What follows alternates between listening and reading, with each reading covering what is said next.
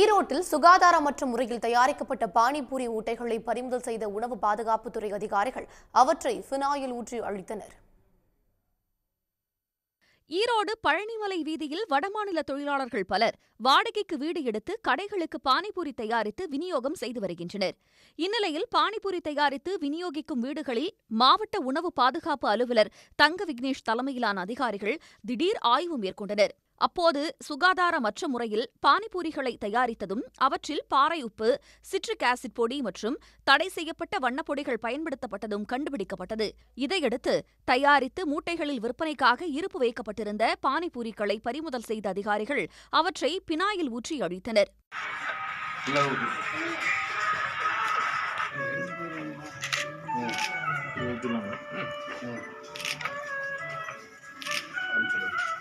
சுகாதாரமான முறையில் பானிபூரி தயாரிப்பது பற்றி வடமாநில தொழிலாளர்களுக்கு பயிற்சி அளிக்கவும் உணவு பாதுகாப்புத்துறை அதிகாரிகள் ஏற்பாடு செய்திருக்கிறார்கள்.